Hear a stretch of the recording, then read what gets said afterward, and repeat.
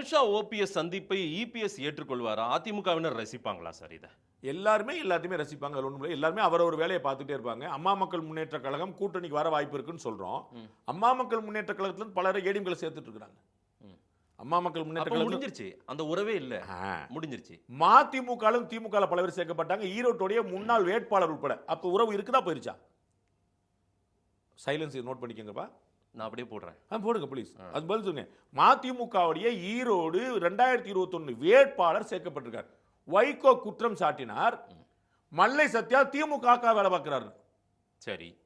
அந்த திமுகவுக்கு மதிமுக உறவு இருக்குதா முடிஞ்சிருச்சா? இருக்கு. அவ்வளவுதான். ஆனா துரோகின்னு எல்லாம் சொல்லல. அவரை வரவிட மாட்டேன்னு எல்லாம் அவங்க சொல்லல. அதெல்லாம் நடக்கல. துரோகின்னு சொன்னா உங்களுக்கு எடுத்து காட்டவா? சார் அது கடந்த காலம் சார். இல்ல சார் அது எனக்கு தெரியும் சார்.